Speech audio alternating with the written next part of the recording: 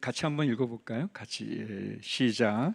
엘리야가 겉옷을 가지고 말아 물을 치매 물이 이리저리 갈라지고 두 사람이 마른 땅 위로 건너더라. 건너매 엘리야가 엘리사에게 이르되 나를 내게서 데려감을 당하기 전에 내가 내게 어떻게 할지를 구하라. 엘리사가 이르되 당신의 성령이 하시는 역사가 갑절이나 내게 있게 하소서 하는지라. 이르되 내가 어려운 일을 구하는도다.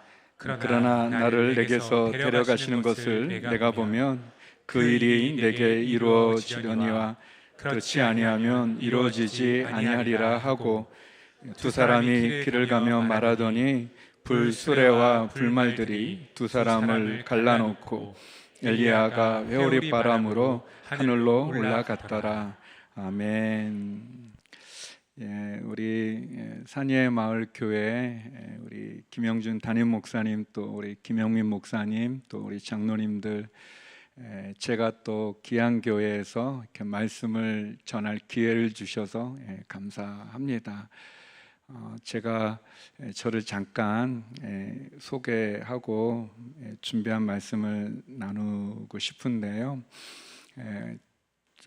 한 20분 전에 뵀어요. 우리 이제 김영준 담임 목사님 아버님 되시는 우리 김강태 목사님, 또 신재선 우리 사모님을 뵀었는데, 제가 전도사로 온누리교회에 갔었을 때 그때 대학부를 이렇게 섬기셨던 목사님이 두 분 계세요. 저는 이제 전도사였고요. 그래서 이제 저희 셋이서 대학부를 했었는데, 그때 우리 김강태 목사님이 새 아드님이 계시는데, 새 아드님이 대학부 학생이셨어요.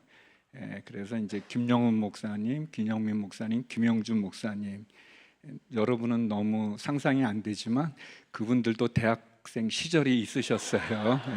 그리고 그때 제가 이제 전도사로 이렇게 함께 교제했었어요. 그때도 뛰어나셨어요. 훌륭하셨어요.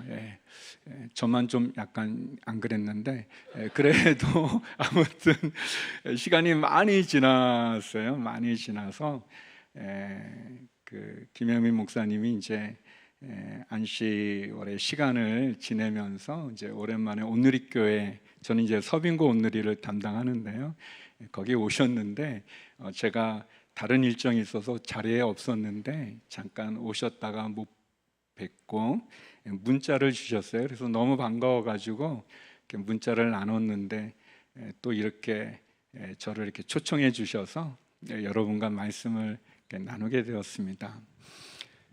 오늘 본문은 그 엘리사라는 선지자가 어떻게 소명을 받고 그리고 어떻게 헌신하게 되어서 또 하나님이 맡겨진 사명을 감당하는가에 대한 그런 내용입니다.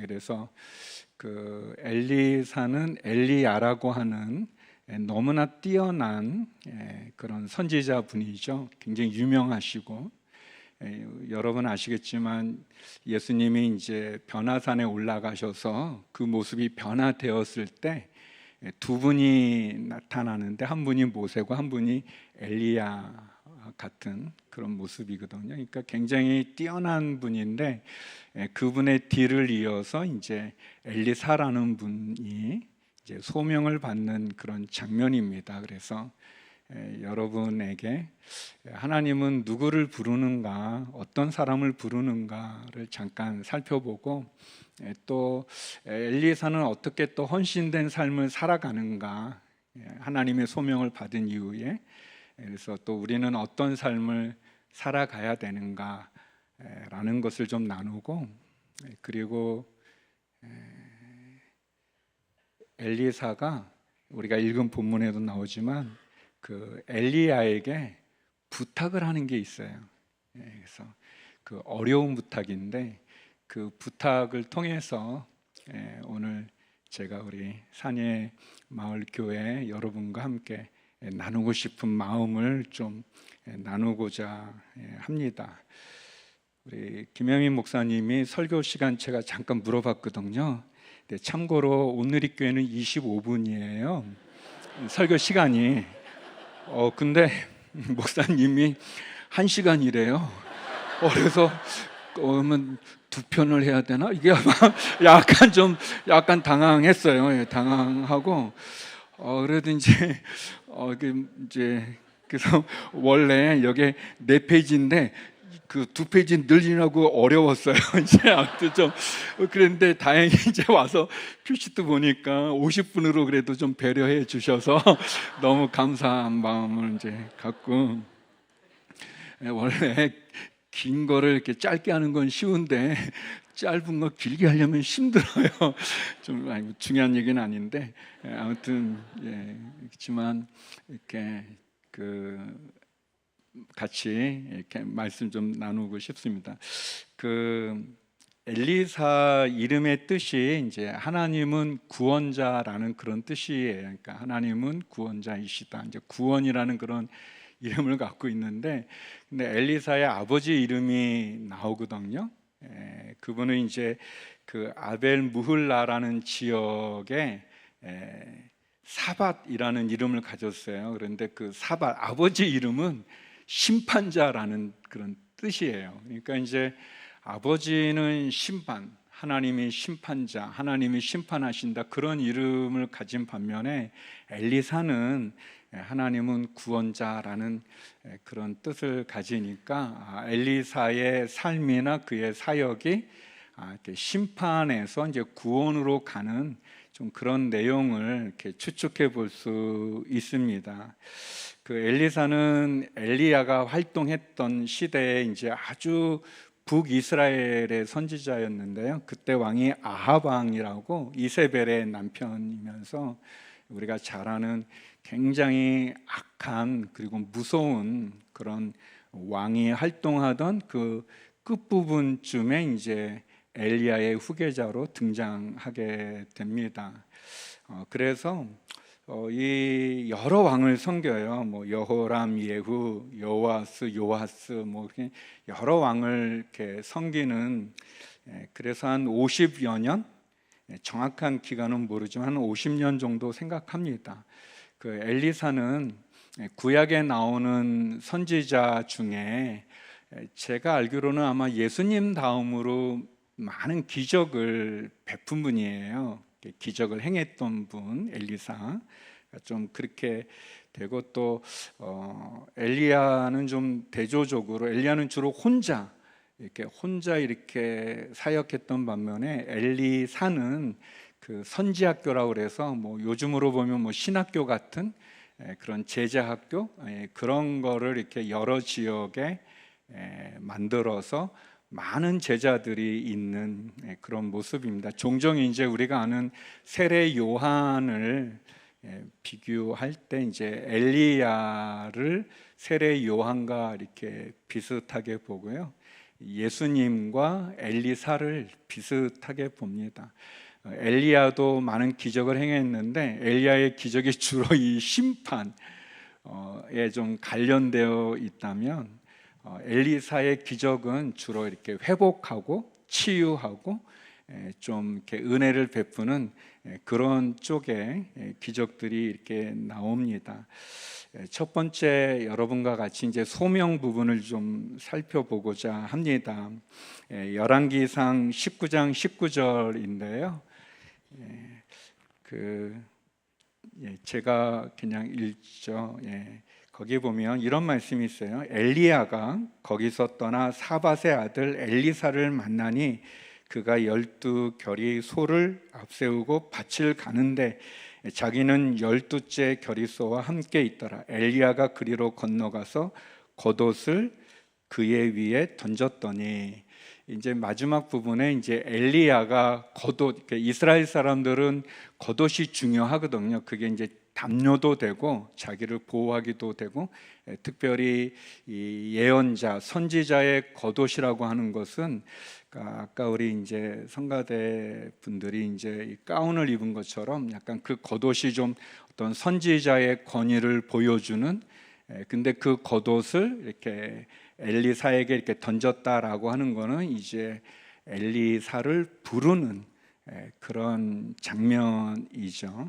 하나님의 이제 부르심을 받게 되는 장면인데, 그 엘리야 선지자는 굉장히 유명한 분이고 많이 알려진 분인데도 불구하고 엘리야는 출생도 몰라요. 그리고 그분은 어떻게 하나님의 부르심을 받았는지도 몰라요. 뭐 부모님이 누군지도 몰라요.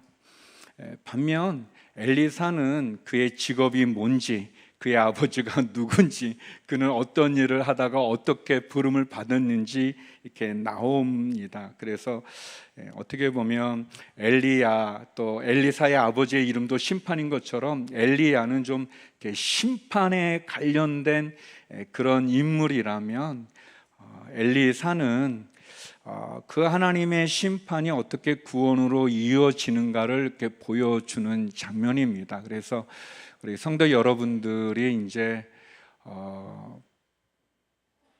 비밀이 많은 사람도 있고 뭐 다 드러난 사람도 있고 그렇지만 어떤 상황이든 하나님은 엘리야 같은 그런 이제 족보도 안 나오는 그런 분을 들어서도 크게 사용하고, 또 배경을 다 아는 그런 사람에 대해서도 하게 됩니다.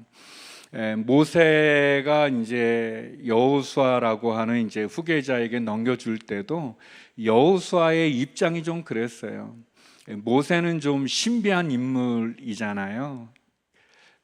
그러니까 죄송합니다. 갑자기 신비하다 그러니까 당황하시는 것 같은데, 그러니까 이제 출애굽기에 보면 모세는 태어나서 엄마 젖을 뗄 때쯤에는 왕궁에서, 그러니까 이스라엘 사람들과 같이 지낸 사람이 아니라 왕궁에서 있다가 등장한 그런 분입니다. 40배 이제 이스라엘 백성에게 등장하니까 이스라엘 사람들은 못 보는 사람인데 이 왕궁에서 자랐기 때문에 이 말하는 것도 이 왕궁의 용어와 이 말투, 입고 있던 옷도 왕자와 같은 왕실에서의 그런 옷, 그리고 또 모세는 태어났을 때부터 잘생긴 사람이거든요.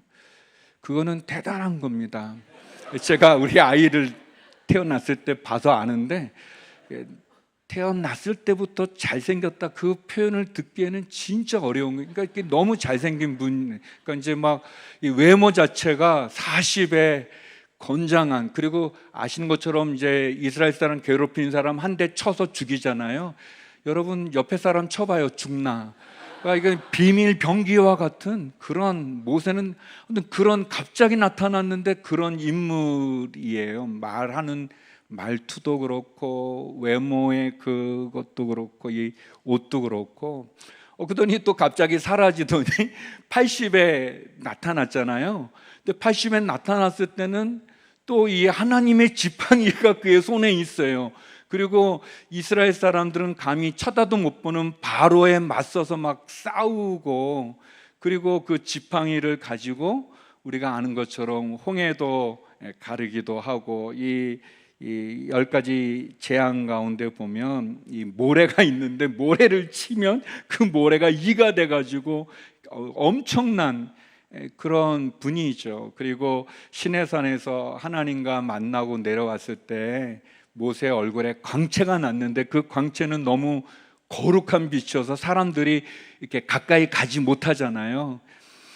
저도 좀 광채가 나는데 이건 조명빨이죠. 이제 약간 좀 차원이 다르. 그러니까 그런 반면에 여호수아는 우리가 아는 것처럼 같은 노예로 같이 자란 그런 상황입니다. 그러니까 모세가 지도자가 돼서 이스라엘을 이끌 때에는 그 신비함과 모르니까 그런 게 좀 있지만, 이 여호수아는 다 아는데 같이 자랐는데, 그리고 뭐 신비한 뭐가 있는 분이 아닌데 이스라엘 이끄는 게 어렵거든요. 엘리야는 아무도 몰라요. 엘리야가 선지자로 하나님 앞에 쓰고 그 일을 감당할 때, 그리고 엄청난 기적과 심판으로 하잖아요. 그 엘리야는 외모부터 그랬어요. 엘리사 다 아는 사람이에요. 같이 농사꾼이었고, 물론 집은 굉장히 부유했지만 아는 사람이고 평범한 사람이고 그런 상황입니다. 근데 하나님께서는 모세 같은 분도 쓰시고 여호수아 같은 분도 쓰시고 엘리야 같은 그런 분도 쓰시고 엘리사 같은 분도 씁니다.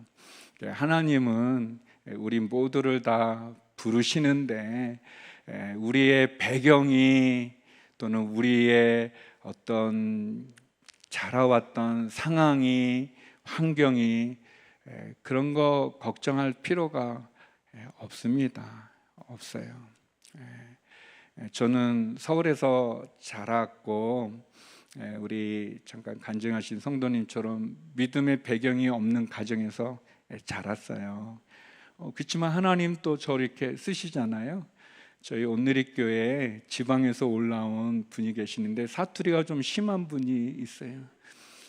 그분은 설교 자체가 어려운 게 아니라 설교 때 전달하는 본인의 사투리가 큰 난관이 어려움이에요. 그렇지만 그런 분도 쓰십니다. 성도님들 좋아하세요. 그분이 이제 긴장할 때는 괜찮다가 흥분하시면 사투리로 말해요. 그때 그 성도님들의 그 기쁨은 말할 수 없는 다 쓰십니다. 그러니까 어떤 상황에서도 하나님 우리를 다 부르시죠. 그렇지만 두 가지 제가 엘리사를 통해서 배울 수 있는 두 가지는 있는 것 같아요. 하나님이 부르는 사람은 어떤 사람 부르는가? 자기의 일에 성실한 사람을 부르시는 것 같아요. 자기 일에 충실한 사람. 제가 잠깐 성경 읽었지만 그 엘리야가 이제 하나님 말씀에서 엘리사를 세우거든요. 하나님이 엘리사라는 이름을 거론해서 엘리야에게 가르쳐줘요. 그렇게 정확하게. 이제 엘리야가 가서 이제 겉옷을 던졌는데 그때 엘리사가 뭐 하고 있었는가? 밭을 갈고 있었어요. 소로. 그러니까 자기가 해야 될 일 하고 있는 그때 그가 부름을 받게 된 거예요. 하나님께서 우리를 부를 때 누구를 부르는가? 자기의 일에 성실한 사람, 충실한 사람 부르십니다.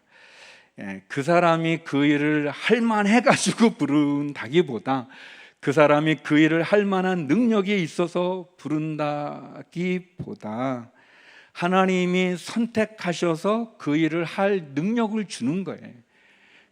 그렇기 때문에 하나님은 우리가 어떤 배경인가, 어떤 자격이나 조건이나 능력이나 어떤 힘이 있는가를 보고서 택하는 게 아니라 그 사람이 충성된 사람인가, 성실한 사람인가, 자기의 맡은 일에 충실한 사람인가를 보시고 그리고 이제 하나님 그 사람을 이렇게 불러서 그 일을 할 능력도 주시고 은혜도 주십니다. 제가 그 온누리교회 이제 전도사로 왔다가요, 이제 중국에 선교사로 갔었어요. 선교사 지망생이어가지고 그런데 이제 또 교회의 어떤 변화 때문에 제가 다시 목회로 복귀하게 됐어요. 굉장히 이제 힘든 시간이었는데 선교사가 근데 그 먼 나라는 아니고 이제 가까운 북경이었어요. 그렇지만 이제 그때는 이제 우리 인천공항이 없을 때였어요. 96년도인데 김포공항에 국제선에서 가는데 북경에 가는 거지만 아무튼 이제 가족들, 친척들 나오고 또 이제 교회 성도님들 막 그래가지고 거기서 막 울고 막 이제 헤어지고 딴 분들이 보면 어디 뭐 아프리카나 어디 멀리 가는 줄 알았는데 제주도보다 한 20분 더 가요.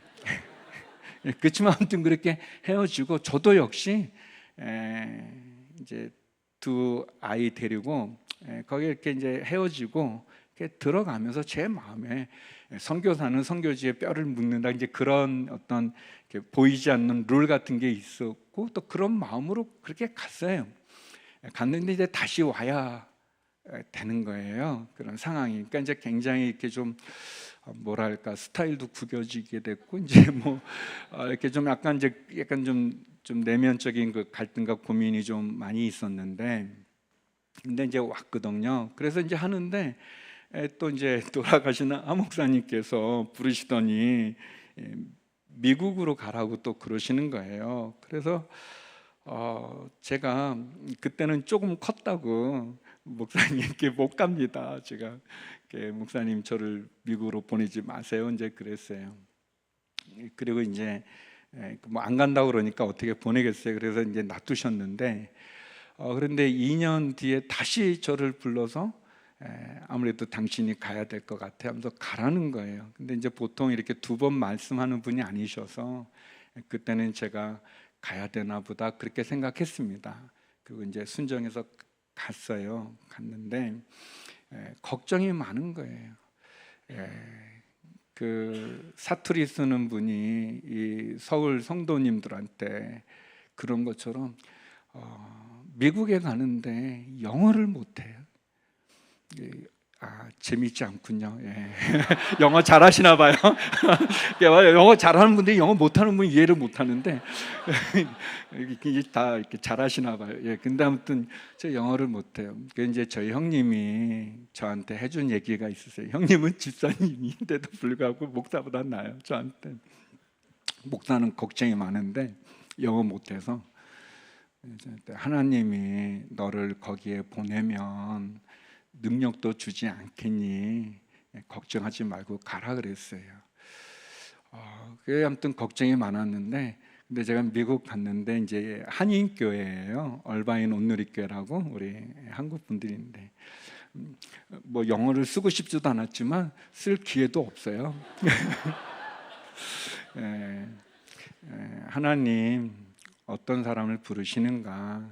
능력이 많은 사람이 아니라 하나님 앞에 충성된 사람 부릅니다. 성실한 사람. 예수님이 세리 마태를 부를 때요, 마태를 부르는 장면이 공간복음서에 나오는데 마태복음 9장 9절에 보면 예수께서 그것을 떠나 지나가시다가 마태라는 사람이 세간에 앉아 있는 것을 보시고 이르시되 나를 따르라 하시니 일어나 따르니라 이렇게 돼 있는데요.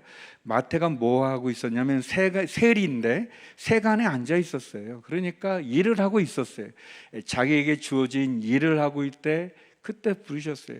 여러분 베드로 안드레 부를 때 배 그 그물을 씻고 있었어요. 비었어요. 요한 야고보 부를 때 배에서 다음 준비하고 있었어요.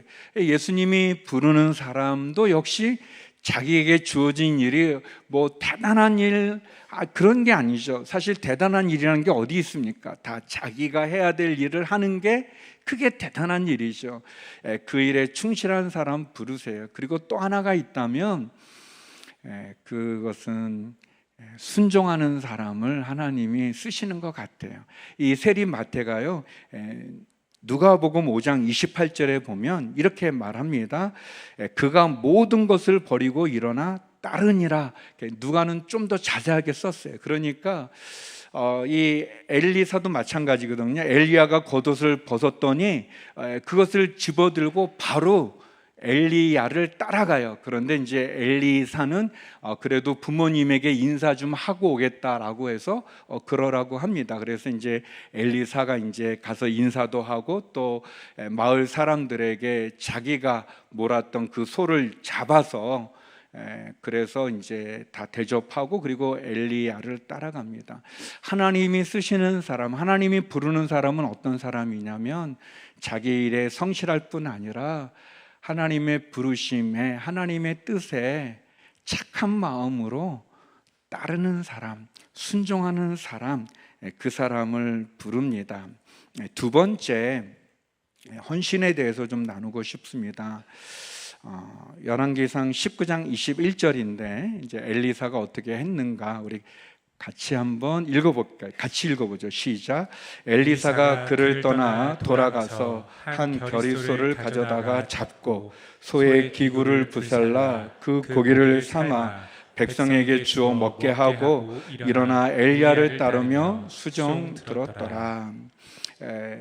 엘리사가 자기의 그 소를 잡아서 그리고 그 소의 기구 멍에를 불로 삼아서 그 고기를 사람들에게 먹게 하고 자기는 엘리야를 따릅니다. 주님이 우리를 차별하지 않고 불러주시는 것처럼 우리의 뭐 능력이나 뭐 자격을 따지지 않고 우리를 불러서 그 일을 하게 하시는 것처럼 하나님께 순종한다는 것은 뭐냐면 헌신하는 것을 말해요. 우리가 순종한다고 그러면서 하나님 불러주시면 제가 따르겠습니다 뭐 그렇게 말하면서 누구든지 나를 따라오르거든 자기를 부인하고 그랬는데 제가 부인하겠습니다 라고 말하면서 변하는 게 없다, 그거는 좀 아닌 것 같아요. 이게 자기를 부인하거나 모든 것을 버려두고 일어나 따르거나 이 자기의 소를 잡아서 백성들에게 주어 먹게 하고 엘리야를 따르거나, 이 주님을 따르는 제자는, 주님을 따르는 성도는 이 헌신을 하게 돼 있어요. 순종한다는 거가 그런 의미입니다. 순종한다는 게 헌신하는 거죠. 내가 이전에 갖고 있었던 내 삶을 지탱해 줬던 소를 죽여서 그 멍에를 꺾어서 장작으로 불에 태워 사람들에게 나눠주고 간 것처럼 자기의 이전의 삶의 습관적인 죄를 끊고 이 헌신하는 거죠. 자기를 비우는 거죠. 어떻게 보면 육신적인 그런 포기와 하나님의 부르심에 내가 헌신한다는 거, 나의 모든 것을 다 이렇게 드리는 겁니다. 드리는 겁니다. 그리고 헌신한다는 거는 그 일이 크고 작고 사람들의 시선에 의해서가 아니라 자기와 하나님과의 관계에서 최선을 다하는 겁니다. 그게 헌신입니다. 이렇게 사람들의 어떤 평가나 시선에 따라 이렇게 내가 하는 게 아니라 하나님 앞에서 내가 최선을 다하는 겁니다. 다하는 겁니다. 제가 우리 이렇게 잘 모르잖아요. 여러분 잘 모르고, 그래서 이제 목사님이 어제 제 차량 번호를 가르쳐 줘가지고 이렇게 이제 드렸어요. 그렇지만 이제 제가 와보지 않아가지고 어떻게 된지 모르는데 요 앞에 그 저쪽 신호등 건너면 이제 바로 교회에 오더라고요. 근데 이제 제가 맨 앞에 있었는데 이렇게 안내하시는 분께서 멀리 떨어져 있는데 준비를 하신 거예요. 대단하신 분이세요. 근데 제가 1차선에 아니죠. 그러니까 2차선에 있고 싶었는데 3차선인가? 아무튼 근데 거기가 버스 정류장이어서 신호등 앞에까지 버스 표시가 있어서 할 수 없이 이제 2차선에 가운데로 비켜섰어요. 버스가 있어서 버스를 딱 있고, 그리고 이제 버스 가면 제가 이제 신호등 건너서 이제 이쪽으로 교회로 진입하려고 그러는데 그분께서 벌써 준비하시는 게 감동입니다. 헌신하는 건 그런 거예요. 그 일이 크고 작은 게 아니라 내게 맡겨진 그 일에 그렇게 하는 거죠. 그리고 이제 우리 장로님도 이제 바로 오셔가지고 저하고 이제 엘리야가 소명 받았잖아요. 거의 한 10년을 지내다가 이제 오늘 제가 이제 나누고 싶은 그 부탁을 하게 되는데, 그 10년 동안 엘리야가 한 게 뭐냐? 성경에 안 나와 있다가 다른 사람 입을 통해서 엘리사가 뭐를 했는지 10년 동안 그게 나와요. 그게 뭐냐면 이제 엘리사가 이제 엘리야는 이제 하늘로 이제 가시고, 그리고 이제 엘리사가 이제 지도자가 돼서 이렇게 할 때 이 남쪽의 왕이 북쪽 왕하고 같이 연합을 해가지고 무슨 전쟁을 하려고 그러는데 이 남쪽 유다 왕이 궁금한 거예요. 하나님의 뜻이 어떻게, 이 전쟁을 해야 되냐 말아야 되냐. 그러면서 북쪽 왕한테 그래요. 여기 예언자가 좀 있냐, 선지자가 있냐, 그렇게 묻습니다. 그랬더니 그 여호사밧이라는 왕인데, 그랬더니 얘기를 해요. 다른 사람이 얘기를 해요.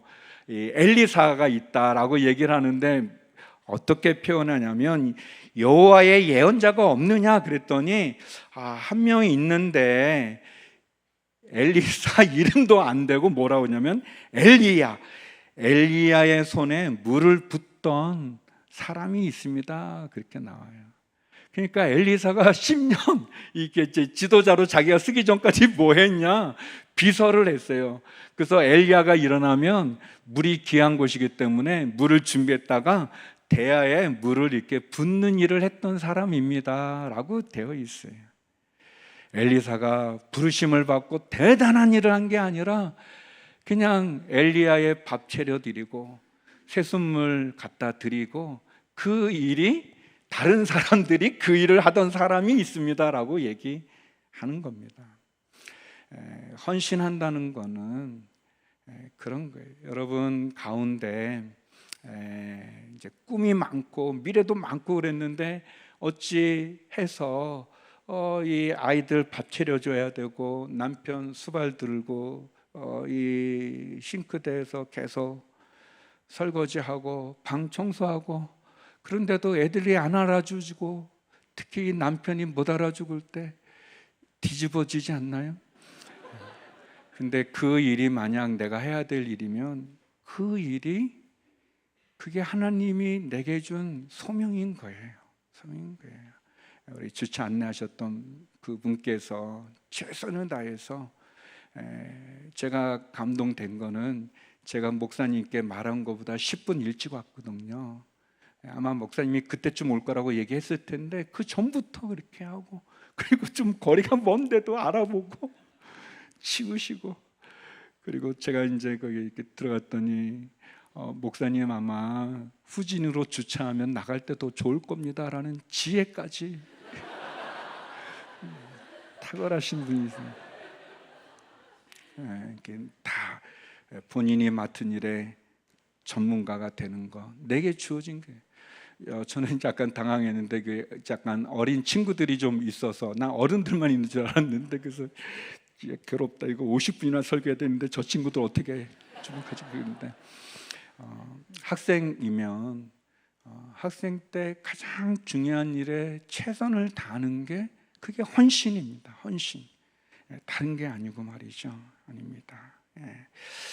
열왕기하 2장 6절에 보면 엘리야가 이제 하나님의 부르심을 받고 떠나야 될 그런 시기가 됐을 때 엘리야가 이렇게 말합니다. 엘리야가 또 엘리사에게 이르되 청한 건데 너는 여기 있어라. 여호와께서 나를 요단으로 보내시느니라 하니, 엘리야가 이제 엘리사가 대답하는 거예요. 엘리야가 이제 너 그동안 수고 많았다, 애썼다, 내가 알아주겠다. 근데 이제 하나님 나를 부르니까 넌 여기 있어라, 이제 그런 거거든요. 더 고생하지 않아도 된다 그랬더니 엘리사가 이렇게 말한 거예요. 여호와께서 살아계신가 당신의 영혼이 살아있음을 두고 맹세하노니 내가 당신을 떠나지 아니하겠나이다 하는지라.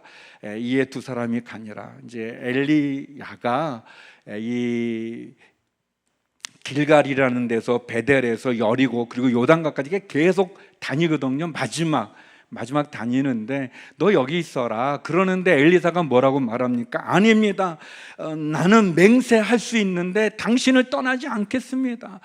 당신을 수발드는 일, 당신의 비서, 당신의 옆에서 내가 그 일을 내가 하겠습니다. 물 붓는 일을 계속 하겠습니다 라고 하는 거예요. 이게 충성이죠. 이게 헌신입니다. 결국 하나님께서 우리를 부르실 때 우리의 자격과 조건으로 부르지 않고 원하시는 것은 내게 맡겨진 일에 성실하고, 그리고 나의 모든 것을 버려둘 수 있는 사람, 그리고 내게 주어진 그 일에 착하고 충성된 종아라고 주의 비유에 나오는 것과 같은 그런 헌신을 하나님 우리에게 원하시는 거죠. 그런 사람들이 그 일을 합니다. 그러니까 사랑하는 여러분, 여러분이 맡겨진 일이 다른 사람의 시선과 비교해서 판단하지 마시고 하나님 앞에서 여러분이 내게 주어진 그 일에 최선을 다하면 그것이 달라진 것입니다. 우리 예배 찬양할 때 이 밴드 팀과 우리 목사님 너무 제가 이 사운드에 너무 놀랐어요. 막 너무 좋아요. 근데 이게 그냥 이렇게 되는 게 아닌 거예요, 여러분. 잘 모르시는데도 아는 것처럼 하고 있는데 이게 그냥 이런 소리가 되지 않죠. 또 음향도 마찬가지고, 그리고 아무 생각들 없으실 것 같지만 아무튼 이 조명도 마찬가지예요. 조명 이렇게 카메라 잡는 분도 굉장히 이렇게, 근데 다 그거 하는 거예요. 그게 누가 안 보여요. 방송실이 어디 있는지 안 보여요. 저기 있구나. 맞아요. 이게 누가 안 봐도 그냥 자기대로 하는, 열심히. 그래서 그게 예배죠. 그게 드려지는 겁니다. 특별한 거, 다른 사람의 시선에 좌우되지 마세요. 왜냐하면 그 시선은 늘 변해요. 그래서 유행이라는 표현 쓰잖아요. 변하는 거예요. 흘러가는 겁니다. 중요한 건 하나님 앞에서 내가 그런 거 할 때. 근데 이제 결론 부분인데 제가 나누고 싶은 게 뭐냐면, 근데 엘리사가 이제 자기가 이제 그 일을 해야 되는데, 엘리야의 뒤를 이어 그 일을 해야 되는데, 왜냐하면 엘리야 모습이 아마 하나님이 데려갈 것 같은 그런 모습이었던 것 같아요. 그래서 여기 이제 열왕기하를 이렇게 쭉 읽어보면, 이 소명장을 쭉 읽어보면 그런 장면이 많이 나와요. 하나님이 엘리야를 데려가시나 보다, 사람들이 이렇게 얘기하는 그런 게 나오거든요. 그러니까 엘리사도 이제 안 거예요. 이제 선생님이 떠나시는구나. 그래요. 그때 우리가 읽은 본문입니다. 어려운 부탁을 합니다. 세 번째 제가 나누고 싶은 건데, 여러분 기억했으면 좋은 건데, 어려운 부탁을 합니다. 열왕기하 2장 8절에서 11절 우리 본문인데요. 거기 보면 엘리사가 이렇게 말해요. 엘리야가 엘리사에게 말하는데, 이제 내가 하나님이 나를 내게서 데려감을 당하기 전에 내가 내게 어떻게 할지를 구해라, 그렇게 얘기합니다. 그 내용이 뭐냐면, 이제 내가 너와 떨어지는데 하나님 나를 데려가는데 원하는 게 있으면 말해봐라, 그 얘기예요. 내가 너에게 뭘 해주기 원하느냐, 이제 그 얘기예요. 그랬더니 엘리사가 이르되 당신의 성령이 하시는 역사가 갑절이나 내게 있게 하소서. 우리 옛날 번역으로는 영감의 갑절을 주십시오. 쉽게 말하면 당신의 능력의 2배를 주십시오, 이렇게 이제 구합니다. 그게 이제 그랬더니 엘리야가 대답하기를, 와, 너가 어려운 일을 구한다. 어려운 일. 저희 우리말 성경이라는 버전인데 거기는 어려운 부탁이라고 그랬어요. 너가 구하는 게 어려운 것이다, 어려운 일이다, 어려운 부탁을 하는구나, 그렇게 얘기합니다. 그래서 이제 제가 이거를 여러분과 나누고 싶은 거예요. 2가지인데, 이 본문에서 첫째는 이 떠나가기 전에 구해야 되는 거예요. 엘리야가 말하는 건, 이제 하나님이 나를 데려가려고 그러는데 너는 내게 구하라 그랬어요. 때가 있는 거예요. 때. 이 지금 나를 데려가기 전에, 데려간 다음에는 끝나는 거예요. 안 되는 거예요. 제가 만든 좀 썰렁한 말인데 그래도 의미 있다고 생각합니다. 뭐냐면, 우리의 건강 있죠. 건강과 이 머리카락은 있을 때 지켜야 돼요. 있을 때. 근데 건강을 잃어버리거나 많이 머리카락이 많이 없을 때 그거를 회복하기 위해서는 더 많은 시간, 더 많은 재정, 더 많은 노력이 들어가는데 그래도 원상태로 회복이 안 돼요. 그러니까 건강할 때 건강을 지키는 노력은 조금만 해도 괜찮지만, 잃어버린 다음에 회복하려면 너무 많은 시간이 들어가요. 때가 중요합니다, 여러분. 그거를 그 에베소서에는 기회라, 세월을 아끼라, 그렇게 표현하는데, 그러니까 때를 알아야 되는 겁니다. 때를 알아야 돼요. 여기 보면 엘리사가 바로 대답하잖아요. 바로 대답한다는 건 뭐냐면 당신의 능력, 영감의 영의 그 능력의 2배로 주십시오 그렇게 구하는 거는 엘리사가 마음으로 준비하고 있었던 거예요. 솔로몬이 기브 산당에서 제사를 드리고 하나님이 말하잖아요. 내가 너에게 뭐 해주기 원하느냐? 그럴 때 솔로몬이 이 지혜를 주십시오. 종이 어려서 이 백성들을 가르칠 수 없으니 지혜를 주십시오. 그러니까 하나님 너무 좋아하잖아요. 너가 오래 사는 것도 구하지 않고 큰 힘도 구하지 않고 금은 재물도 구하지 않고 너가 나의 백성을 위해 지혜를 구하는구나 그렇게 얘기하잖아요. 솔로몬이 그런 거 구하지 않고 지혜 구하는 것부터가 지혜로운 거예요. 벌써 그 지혜가 있는 거죠. 준비하고 있는 거예요. 여러분 여리고 들어갈 때 한 보이지 않는 사람이 소리를 지릅니다. 다윗의 자손 예수여 나를 불쌍히 여기소서. 그랬더니 사람들이 막아요. 조용히 하라. 시끄럽다. 그러니까 더 큰 소리로 부르짖습니다. 더 크게 부르짖어요. 그래서 예수님이 멈춰서 데려오라 해서 예수님이 뭐라고 그러냐면 내가 내게 뭐 해주기 원하느냐 그렇게 물어요. 그랬더니 그분이 보기를 원합니다라고 얘기해요. 보지 못하는 사람이니까 당연히 그거 구하겠죠 그렇게 얘기하는데 그렇지 않아요. 여러분 살아가다 보면 누군가를 꼭 이렇게 죽일 정도는 하지만 죽기 직전까지 하고 싶은 그런 사람이 있어요. 그리고 이분의 나이가 어린 분이 아니에요. 못 보고 살아온 생애가 익숙해졌어요. 그러니까 재물을 구할 수도 있어요. 원수 갚는 거, 나에게 심하게 했던 그런 거 구할 수 많이 있어요. 그런데 이분은 그냥 보기를 원하는 거예요. 준비가 되어 있는 거예요. 생각하고 있는 거예요. 그러니까 하나님이 언제 우리를 부를지 모르잖아요. 그러니까 준비해야 됩니다. 우리 친구 중에, 그러니까 제 친구라는 게 다 목사인데요. 그 친구 중에 저는 좀 일찍 결혼했는데 그 캠퍼스에서 이렇게 같이 있었던 자매가 있었어요. 굉장히 그 친구를 좋아했는데 이 친구가 우리 모두 다른 친구들이 다 너에게 가분한 자매다 그렇게 얘기했는데 본인만 그렇게 생각 안 하고 있어요. 그런 친구가 있었어요. 그러니 결국은 헤어졌어요. 그러더니 우리 뭐 진도원 졸업하고 뭐 다 결혼들 하고 그러는데 계속 결혼 못 하고 있어요. 쌤통이죠. 그 귀한 자매를 못 알아본다니. 근데 이 친구가 이제 결혼했어요. 목사님이죠. 너무 이제 또 축하해주고 그랬어요. 근데 이 친구가 저한테 이제 친한 친구인데 다른 교회에 있습니다. 교회 이름 말할 수 없어요.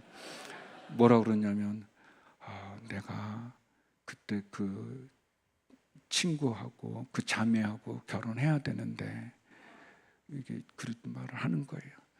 이게 말이 됩니까? 아니 지금 결혼해서 있는 사모님은 뭐라고? 제가 이제 폭력은 쓰지 않았지만 이 언어 폭력 가까운 걸로 그러면 안 되죠. 그러면 안 되는 거 아니겠어요? 근데 우리가 그렇게 너무 많이 해요. 어떤 일, 어떤 결정, 어떤 선택할 때 여러분 내가 너를 떠나가기 전에 때를 알아야 되는 거예요. 그때 지금은 친구가 예전에 지나가 어떻게 할 수 없는 거에 마음을 뺏겨서 되는 게 아니라 지금 있는 사모님과 하나님이 주신 가정을 귀하게 이루어 가야 되는 거예요. 하나님 여러분 삶 속에 때를 알아야 되는 거예요. 때를 알아서 해야죠. 구해야 될 때, 기도해야 될 때 기도 안 하고 있다가 다 지나간 다음에 그때는 하면 안 되는데 그때 뭐 하겠다고 막 하는 그런 어리석음이 없어야 되는 겁니다. 우리 마음 안에 사단이 자꾸 그러는 거예요. 때를 분별 못하게, 내가 해야 될 때 하지 못하게 하고 그 다음에 이제는 끝났으니까 이젠 내가 앞을 향해 가야 되는데 자꾸 뒤 돌아보게 하고 옆 돌아보게 하고 자꾸 그렇게 만드는 겁니다. 그러면 안 되는 거예요. 안 되는 거예요. 그리고 엘리사가 말하죠. 2배를 주십시오. 근데 여기는 좀 그 의미가 있어요. 1차적인 거는, 그러니까 이스라엘은 이제 장자에게는 2배를 주거든요. 그러니까 당신의 능력의 2배를 달라는 거는 공식적으로 내가 당신의 후계자입니다라는 것을 인정해 달라는 것도 있어요. 그런 의미도 있지만 엘리사는 아는 거예요. 그 긴 시간 엘리야와 함께 하면서 엘리야에게 얼마나 많은 능력이 있는지, 얼마나 많은 은혜가 있는지 아는 거예요. 그런데 자기는 너무 부족한 걸 아는 거예요. 연약한 걸 아는 거예요. 그래서 그 일을 감당하려면 나는 부족하니 능력을 주십시오. 능력을 주십시오. 그런데 엘리사의 마음에는 뭐가 있었냐면, 그런데 잘하고 싶은 거예요. 그 하나님의 일을 내가 이제 맡아서 해야 되는데 그냥 선생님의 하셨던 것만큼만 하라는 그런 마음을 넘어 내가 더 잘하고 싶은, 선생님이 하셨던 그 길을 내가 가는데 그 길을 감당하면서 내가 잘하고 싶은 마음이 있는 거예요. 그런 열망이 있는 거예요. 그런 소원이 있는 거예요. 그래서 근데 나는 부족하니 선생님의 능력을 주십시오. 그런데 그냥 선생님의 능력 정도가 아니라 나는 하나님의 일을 잘하고 싶으니까 2배를 좀 주십시오라는 그런 열망하는 마음이 있는 거예요. 모세가 이스라엘 사람들이 죄를 져서 다 죽게 됐어요. 죽게 됐을 때 모세가 자기 생명을 걸고 하나님께 기도를 합니다. 하나님이 이 백성을 이 광야에서 죽이려고 애굽에서 그렇게 출애굽시켰습니까? 다른 사람들이 그렇게 욕하지 않겠습니까?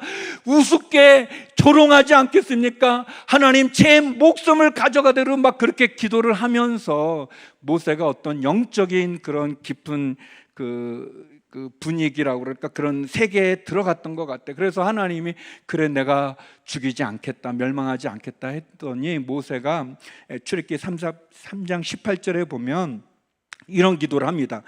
모세가 이르되 원하건대 주의 영광을 내게 보이소서라고 이렇게 기도해요. 그거는 아마도 모세의 마음에 그 깊은 영적 세계에서 하나님 보고 싶은 거예요. 이제 하나님께서는 기도를 들어주셨어요. 그런데 거기에 멈추지 않고 모세가 저는 하나님 보고 싶습니다. 하나님 본다는 건 죽는 거예요. 죄를 가진 인간이 죽을 수밖에 없기 때문에 모세가 모르지 않는데 그런 기도를 드리는 거예요. 사도 바울은 우리가 아는 것처럼 예수님 믿는 사람 잡아 가두고 스데반 순교할 때 앞장섰던 사람이지만 다메섹에서 예수님 만나고 나서 그의 모든 게 바뀌었어요. 그의 모든 게 바뀌었는데 바울의 마음에 그는 예수님을 알고 싶은 것, 그리스도를 아는 지식에 내가 이루고 싶은 그것이 너무 좋아서 그거를 위해서 그는 자기가 갖고 있는 모든 것을 배설물로 여긴다고 그랬어요. 빌립보서 3장 8절 9절인데 또한 모든 것을 해로 여김은 내 주 그리스도 예수라는 지식이 가장 고상하기 때문이다. 그래서 나는 내 모든 것을 잃어버리고 배설물로 여겨도 나는 괜찮다. 주님 아는 게 가장 좋으니까. 그런 열망이 있었어요. 그런 갈망이 있었어요. 그런 소원이 있었어요. 우리 산이의 마을 성도 여러분, 이런 열망, 그것이 어려운 부탁이어도 엘리사가 구하지 않습니까? 구해요. 여러분을 너무 낮게 보지 마세요. 지금이 여러분의 결론이라고도 생각하지 마세요. 하나님께서 우리를 부를 때 우리의 자격으로 부르는 게 아니라고 그랬잖아요. 우리가 엘리사와 같은, 모세와 같은, 바울과 같은 그런 마음이 있기 원해요. 그냥 대충 살아가는 게 아니라, 내가 대충 성도로 살아가는 게 아니라, 여러분, 십자가의 구원이 단지 나 하나의 구원만을 위해서 존재하는 걸까요? 그렇지 않잖아요. 그 복음이라는 거는 그냥 나 하나 잘 먹고 잘 되고 죽어서 천국 가는 거 정도가 아닌 거예요. 그거는 너무 어마어마한데 우리는 너무 조그맣게만 갖고 있는 것 아닌가요? 그런 열망, 어려운 부탁 하십시오. 하나님이 여러분 지금 결론이 너는 지금의 모습이 너의 전부가 아니다라고 그러는데 왜 우리가 결론을 냅니까? 지금의 내 모습, 내 신앙이 아니에요. 그러니까 더 성장하는 믿음을 위해서, 더 나은 인격을 위해서, 더 나은 삶을 위해서, 더 나은 피조물로 변화되는 그런 어려운 부탁을 할 수 있는 그런 산이의 마을 교회 성도 되기를 주의 이름으로 축원합니다. 모세가 가졌던, 바울이 가졌던, 그리고 엘리사가 가졌던 그 열망, 그 갈망이 우리 삶 가운데 있기를 소망합니다. 하나님 아버지, 어려운 부탁을 주께 드리고, 그리고 그것을 얻었던 엘리사처럼, 모세처럼, 바울처럼 우리도 그렇게 주님, 주를 향한 열망을 갖고 어려운 부탁으로 주 앞에 서게 하여 주옵소서. 예수님 이름으로 기도드립니다.